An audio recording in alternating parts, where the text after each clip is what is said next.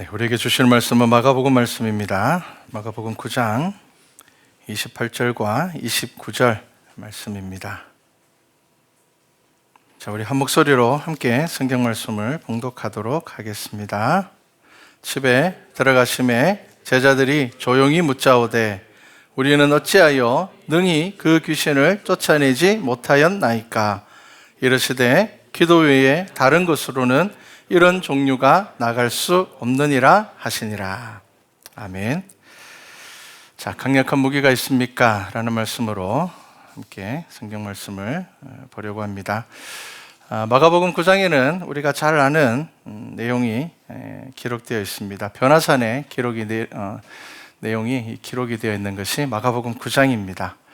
예수님께서는 제자를 데리고 다 데리고 가지 않으셨습니다. 늘 데리고 다니던 그 제자 셋을 데리고 변화산에 올라가셨습니다. 그리고 예수님을 따라 올라간 제자들은 정말 놀라운 경험을 했습니다. 예수님께서 변화하시고 그들이 정말 조상들을 통하여서 이름만 들었던 정말 얼굴 한번 볼 수 있다면, 하나님 나라 가서 얼굴 한번 볼 수 있다면 그들이 하나님 나라의 소망 안에서 기대하고 있었던 그러한 믿음의 조상들을 만날 수 있었습니다. 그리고 베드로는 여기서 그냥 우리가 살았으면 좋겠습니다. 정말 놀라운 경험을 했습니다. 그런데 그 시간 밑에서는 좀 특별한 일이 일어나고 있었습니다. 세 명의 제자가 변화산에서 놀라운 체험을 하는 동안에 밑에 남아있던 제자들은 좀 곤란한 상황에 처해져 있었습니다. 내려와서 보니 이제 마가복음 9장 14절부터 보면 그 내용이 나옵니다. 내려와서 보니까 어떤 문제가 생겼는가 하면요, 제자들에게 와서 보니 큰 무리가 그들을 둘러싸고 서기관들과 그들과 더불어 변론하고 있더라, 이렇게 이야기를 합니다. 자, 그냥 두세 명과 대화를 하는 게 아니고요, 큰 무리가 둘러싸서 예수님의 제자들과 변론을 하고 있었습니다. 참 난처한 상황입니다. 자, 그래서 예수님께서 그들에게 물으셨습니다. 무엇을 변론하느냐? 그때 한 사람이 이렇게 이야기를 합니다. 내 아들, 귀신 들린 내 아들, 말하지도 못하고 듣지도 못하는 내 아들을 선생님께 데려왔나이다. 이 귀신이 들려서 늘 거꾸러지고 거품을 물고 정말 얘가 점점 날이 갈수록 파리해져 간다, 죽어간다는 겁니다. 자, 그렇게 이런 상황이 있었는데 내가 선생님의 제자들에게 내쫓아 달라 하였는데 그들이 능히 하지 못하였다, 이렇게 이야기를 합니다. 능히라는 것은 당연히 할 거라, 그렇게 생각을 했다는 겁니다. 예수님께서 가르치시는 가르치심들과 그리고 이때까지 예수님께서 행하셨던 그 기적들과 이적들, 그리고 그와 예수님과 함께했던 이 제자들, 그들도 예수님으로부터 많은 능력과 권능을 받았었습니다. 그렇기 때문에 능히 할 수 있었다라고 생각을 했습니다. 그리고 오늘 우리가 읽은 말씀에 보면 제자들이 남아서 이렇게 이야기를 합니다. 우리는 어찌하여 능히 그 귀신을 쫓아내지 못하였습니까? 이렇게 이야기를 합니다. 제자들도 자신들이 당연히 의심할 것 없이 이 귀신들을 쫓아낼 수 있었다라고 생각을 했습니다. 그렇기 때문에 아마 당황했던 것 같습니다. 그래서 변론이 붙었던 것 같습니다. 그런데 자기들이 능히 할 거라고 생각을 했는데 하지 못했기 때문에 이 변론은 굉장히 난처했을 것입니다. 예수님께서 만약에 그때 내려오지 않으셨다면 큰 어려움을 당했을 것입니다. 자, 예수님께서는 내려오셔서 그 귀신을 쫓아냈습니다. 그리고 예수님께서 그 귀신을 쫓아내는 과정 가운데 그 아버지의 믿음을 변화시켰습니다. 그 아버지가 뭐라고 이야기를 했는가 하면요, 무엇이든지 할 수 있으면 좀 해주십시오 라고 이야기를 했습니다. 그때 예수님께서 할 수 있거든이 무슨 말이냐, 믿는 자에게는 능히 하지 못할 일이 없느니라, 이렇게 말씀하셨습니다. 그 아버지도 자기의 귀신 들린 아들을 데리고 나와놓고는 그 마음 자세가 어땠는가 하면요, 할 수 있으면 한번 해주십시오, 그런 마음이었습니다. 예수님께서는 그 아버지의 믿음을 분명하게 그것이 잘못되었음을 말씀하셨습니다. 그래서 그 아버지가 뭐라고 이야기를 했습니까? 내가 믿나이다, 나의 믿음 없는 것을 도와주소서, 이렇게 말했습니다. 자, 그리고 이 문제가 이제 해결이 되었습니다. 자, 제자들이 나와서 예수님에게 묻습니다. 왜 우리는 능히 하지 못했습니까? 예수님께서 딱 한마디로 이야기하셨습니다. 기도 외에 다른 것으로는 이런 종류가 나갈 수 없느니라. 자, 여러분, 예수님의 제자들이 기도하지 않았을까요?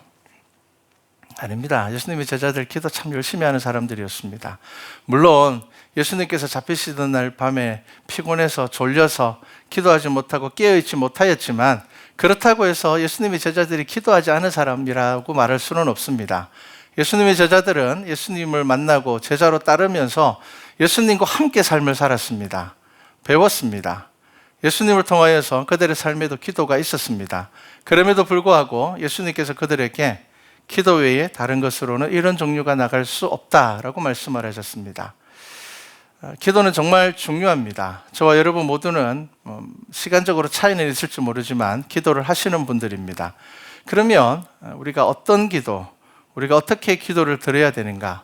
예수님께서 지금 이 본문 말씀에서 이야기하시고 있는 이 기도, 제자들이 놓쳤던 이 기도는 어떤 부분들인가 우리가 생각해 보아야 됩니다. 여러분, 우리가 신앙생활 열심히 할 때 우리 안에 들어오는 것이 있습니다. 그것이 무엇입니까? 교만입니다. 우리의 믿음 안에는 교만이 들어옵니다.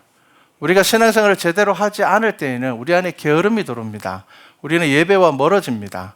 우리가 신앙생활을 열심히 할 때에 기도하고 찬양하고 우리 삶 안에서 하나님의 은혜를 경험하고 살아가면서도 우리가 늘 조심해야 되는 것이 무엇이냐면은 바로 교만입니다.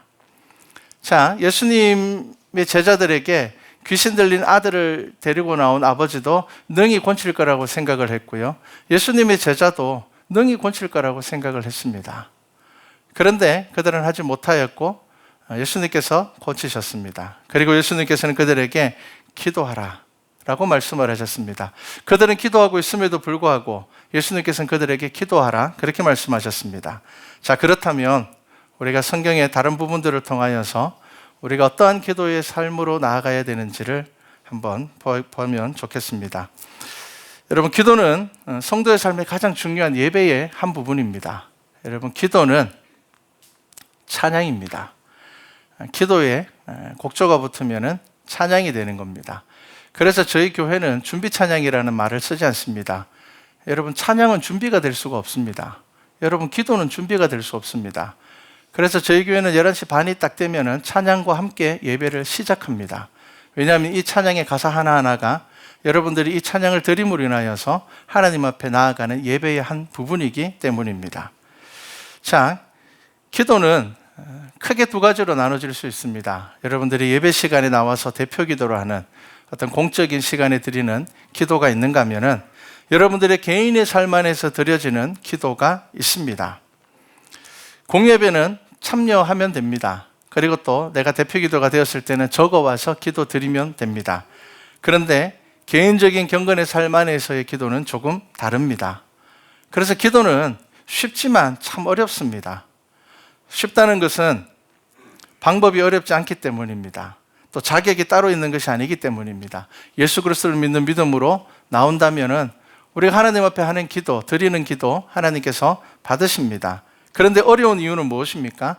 기도는 영으로 기도하고 마음으로 해야 되기 때문입니다. 여러분, 이것이 기도입니다. 이렇게 기도하지 않으면은 우리는 기도가 주문이 될 때가 많습니다. 여러분, 주문이 무엇입니까? 딱 그 문장을 외우면은 이루어지는 것, 주문입니다. 이게 주술입니다.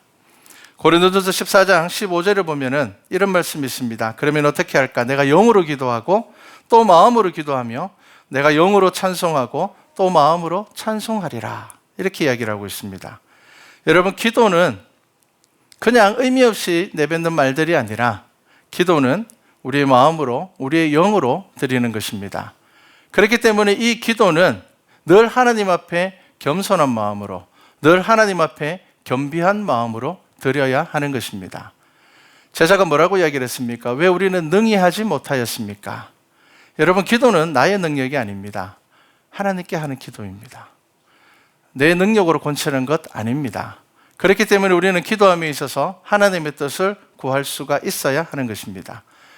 그리고 여러분, 기도는 훈련받아야 하는 것입니다. 배워야 합니다. 말씀의 묵상이 왜 중요한가? 말씀의 묵상은 기도를 알게 합니다. 여러분, 성경에는 수많은 사람들의 기도가 기록되어 있습니다. 다양한 사람들의 기도가 기록되어 있습니다. 하나님에게 응답받은 기도도 있지만 응답받지 못한 기도의 내용들도 성경에는 기록되어 있습니다. 그래서 누가복음 11장 1절에 보면요, 예수님의 제자들이 예수님에게 이렇게 말합니다. 예수께서 한 곳에서 기도하시고 마치심에 제자 중 하나가 여짜오되 주여, 요한이 자기 제자들에게 기도를 가르치신 것 같이 우리에게도 가르쳐 주옵소서, 이렇게 이야기를 합니다. 자, 그 당시에 유명한 랍비들은, 유명한 지도자들은 제자들에게 기도를 가르쳤습니다. 그래서 예수님의 제자들도 예수님에게 말했습니다. 우리들에게도 기도를 가르쳐 주십시오. 그들이 기도할 줄 몰라서 가르쳐 달라고 했겠습니까? 그렇지 않습니다. 여러분, 기도는 우리 삶 안에서 끊임없이 되새기고 우리 삶 안에서 끊임없이 하나님 앞에서 나의 삶을 돌아보는 것이 되어야 됩니다. 그렇기 때문에 그들은 예수님에게 기도를 가르쳐 달라고 했습니다. 예수님께서 가르쳐 주신 기도, 우리 성경 앞에 있습니다. 주님께서 가르쳐 주신 기도입니다. 이 기도는 기독교 2000년 역사 가운데 아주 많은 역사를 일으킨 기도입니다. 이 기도의 내용 안에는 정말 우리가 무엇을 구해야 될지, 우리가 어떻게 기도해야 될지가 그 속에 들어 있습니다. 그래서 내가 기도를 잘하지 못하고 내가 기도에 훈련받기를 원한다면 여러분, 우리가 주님 가르치신 기도를 막 빨리 하는 것이 아니라 천천히 묵상하시면서 기도하는 훈련을 하는 것 정말 중요합니다. 성경에서 등장하는 가장 대표적인 기도가 무엇이냐면 시편입니다. 시편은 다윗의 기도입니다. 다윗이 자신이 했던 그 기도 가운데 곡조를 붙여서 찬양이 되었습니다. 그래서 시편에서 가장 많은 분량을 차지하고 있는 것이 바로 이 다윗의 기도입니다. 자, 찬양과 기도는 같다고 했습니다. 기도하는 이들이 찬양의 은혜를 경험합니다. 그리고 여러분, 찬양을 즐겨하는 사람, 찬양 안에서 기쁨을 누리는 사람들이 바로 은혜를 경험하며 기도의 연단을 받게 됩니다. 우리 한국 기독교 역사를 바라보면요, 제2의 부흥기라고 할 수 있는 시대가 1980년대 중후반부터 1990년대 초반까지입니다. 이때 한국교회에 어떤 일이 있었는가 하면요, 우리가 잘 아는 드란노, 경배와 찬양의 붐이 일어났습니다. 그냥 단순히 찬양만 한 게 아닙니다. 그 안에서 뜨거운 기도가 있었고요, 밤을 새워서 하는 찬양이 있었습니다. 그래서 그 가운데서 목회자로 헌신하고 선교사로 헌신하는 사람들이 너무 많았습니다. 그래서 지금 나가 있는 많은 선교사님들, 목회의 길 가운데 정말 묵묵히 이 길을 가고 있는 많은 목사님들은 그때 그 찬양과 기도 가운데서 하나님을 만나고 경험했던 사람들입니다. 그래서 그때에 교회마다 찬양단이 다 생겼습니다. 그전에는 찬양단 잘 없었습니다. 그냥 기타 하나 치고 이게 전부였습니다. 그런데 그 두란노 경배와 찬양의 물결이 일어나면서 교회마다 찬양단들이 생겼습니다. 찬양의 은혜와 감동을 누리는 이들 가운데 깊은 기도로 성령 하나님을 만나고 결단하는 사람들이 생겼습니다. 여러분, 기도는 우리의 삶 안에서 거룩한 습관이 되어야 합니다. 가장 많은 기도를 남긴 다윗이 자기의 존재를 드러낸 사건이 무엇입니까? 골리앗과의 사건이죠. 다윗이 이 물맷돌을 가지고 비교할 수 없을 만큼 큰, 그리고 자기하고는 정말 상대가 되지 않은 그만큼 영웅이었던 골리앗을 쓰러뜨리게 됩니다. 사무엘상 17장 38절부터 보면 이런 말씀이 있습니다. 이에 사울이 자기 군복을 다윗에게 입히고 노트구를 그의 머리에 씌우고 또 그에게 갑옷을 입히매 다윗이 칼을 군복 위에 차고는 익숙하지 못함으로 시험적으로 걸어보다가 사울에게 말하되 익숙하지 못하니 이것을 입고 가지 못하겠나이다 하고 곧 벗고 손에 막대기를 가지고 시내에서 매끄러운 돌 5을 골라서 자기 목자의 제구 곧 주머니에 넣고 손에 물매를 가지고 블레셋 사람에게로 나아가니라, 이렇게 이야기를 합니다. 자, 이것이 다윗이 골리앗에게 나아가는 그 장면을 설명한 것입니다. 자, 사울 왕은 다윗에게 뭘 줬습니까? 갑옷과 칼을 줬습니다. 여러분, 전쟁에 꼭 필요한 게 뭡니까? 갑옷과 칼입니다. 갑옷과 투구, 칼은 전쟁에 꼭 필요합니다. 그런데 다윗은 그것을 거절했습니다. 물맷돌을 가지고 나갔습니다. 자, 갑옷이 물맷돌보다 더 강하기 때문입니까? 그렇지 않습니다. 만약에 제가 그런 상황이 된다면 저는 안 맞는 갑옷이라도 입고 나갈 겁니다. 왜냐하면 저는 물맷돌을 못 던지기 때문입니다. 다윗이 왜 물맷돌을 택했겠습니까? 그에게 익숙하기 때문입니다. 그는 물맷돌로 아주 정확하게 맞출 수 있는 사람입니다. 이 물맷돌 하나로 자기가 원하는 대로 할 수 있을 만큼 이 물맷돌은 다윗에게 아주 익숙한 것이었습니다. 자, 다윗은 잘 다루지 못하는 칼보다는 늘 사용하던 물맷돌이 더 편했습니다. 그리고 그에게는 하나님께서 주신 지혜가 있었습니다. 그는 하나님께서 함께 하신다면 물맷돌로 충분하다 생각했습니다. 자, 가장 익숙한 그것이 다윗에게는 가장 강력한 무기였습니다. 제가 오늘 설교 제목을 강력한 무기가 있습니까? 라고 했습니다. 여러분, 예수 그리스도를 믿는 저와 여러분들에게 가장 강력한 무기가 뭐가 되어야 되겠습니까? 기도가 되어야 됩니다. 그러면 여러분, 이 기도가 우리의 삶에 익숙해야 됩니다. 여러분, 습관이 되었다라는 것은 나쁜 말이 아닙니다. 여러분, 습관이 되었다라는 것은 좋은 의미도 있습니다. 여러분, 나쁜 습관이 몸에 있으면 나쁜 겁니다. 그런데 여러분, 좋은 습관이 있는 것은 아주 좋은 것입니다. 유용한 것입니다. 여러분, 성도에게 있어서 가장 강력한 무기는 기도가 되어야 되며, 그리고 이 기도는 다윗의 손에 있는 물맷돌처럼 우리들에게 익숙한 것이 되어야 됩니다. 무엇을 기도할지 알아야 되고, 어떤 기도를 해야 할지 알아야 되며, 그리고 무엇이 기도인지 알아야 합니다. 여러분, 그리고 이 기도 가운데 인내를 배우며 하나님의 뜻을 구하며 하나님께서 역사하심을 경험할 수 있어야 하는 것입니다. 기도는 주문도 아닙니다. 거래도 아닙니다. 우리가 기도할 때 서원과 거래를 구별할 수 있어야 됩니다. 거래는 무엇입니까? 동등한 입장에서 하는 것이 거래입니다. 동등한 입장에서 하는 것이 거래입니다. 여러분, 성경에서의 기도는 무엇입니까? 하나님의 뜻과 관련된 것입니다. 그래서 예수님께서는 저와 여러분들에게 하나님의 뜻을 구하라 그렇게 말씀하셨습니다. 그렇기 때문에 올바른 기도를 드리지 않으면 하나님께서 주시는 그 은혜와 응답을 누릴 수가 없게 되는 것입니다.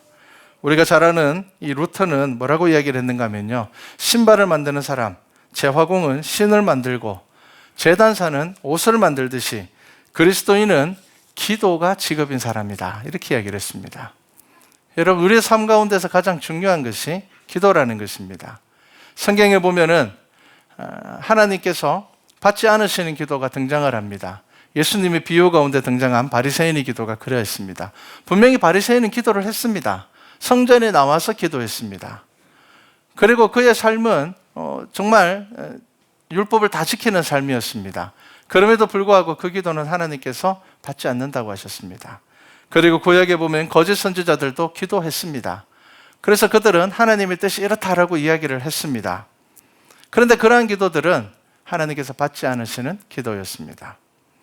자기 만족을 위해서 기도를 하거나 사람들에게 인정받기 위해서 기도한다면 결국 시험과 유혹에 무너지게 되는 것입니다. 성경을 읽어보면 하나님께서 바로 응답하시는 기도가 있는가 하면 오래 기다려야 되는 기도가 있습니다. 때로는 세대를 넘어가는 먼 후세대를 위한 하나님의 언약과 기도의 응답이 있는 것입니다. 그래서 기도는 나의 뜻을 이루는 것이 아니라 하나님의 뜻을 구하는 것입니다. 나의 기도가 응답되면 하나님이 계시고 기도가 응답받지 않으면 안 계신다는 생각을 한다면 여러분, 이것은 기도가 아니라 지금 우리는 거래를 하고 있는 것입니다. 여러분, 기도는 간구하는 마음으로 나아가는 것입니다. 기도는 순종하는 것입니다. 기도는 하나님의 뜻을 알고 그 안에서 복종하는 것입니다. 그래서 하나님의 뜻을 구하지 않는 기도는 응답되어도 시험에 빠지게 됩니다. 응답되지 않아도 시험에 빠지게 됩니다. 그렇기 때문에 중요한 것은 하나님의 뜻을 구하는 믿음이 나에게 있느냐입니다. 배가 아픈 아이가 차가운 음식을 달라고 하면 아버지는 사주지 않습니다. 그런데 지나가던 사람이 애기가 뭐 사달라 그러니까 사준다고 해서 그 사람이 아버지가 되는 것 아닙니다. 그죠? 내가 먹고 싶은 음식을 사주는 것과 아버지가 나의 아버지인 것과는 별개의 문제입니다. 하나님이 이 세상을 창조하시고 예수 그리스도를 통해서 그 십자가의 사랑으로 우리를 구원하셨음을 믿는 이 믿음이 나의 기도의 응답의 여부로 인하여서 흔들린다면 우리는 참된 믿음을 가지고 있는 것이 아닙니다. 여러분, 그것은 믿음이 아닙니다. 그것은 내가 하나님과 거래하려고 하는 것입니다. 그래서 기도는 무엇입니까? 기도는 우리의 삶에서 영적인 호흡입니다. 골로새서 4장 2절에 보면요, 이렇게 말씀합니다. 기도를 계속하고 기도에 감사함으로 깨어있으라, 이렇게 이야기를 합니다. 기도를 계속하라는 겁니다. 특별한 일이 있을 때 내가 뭐 살다 보니까 뭐 문제를 당하니까 그러니까 기도하는 것이 기도가 아닙니다. 참된 기도는 계속 지속적으로 하는 것입니다. 그리고 기도에 감사함으로 깨어있으라고 이야기를 합니다.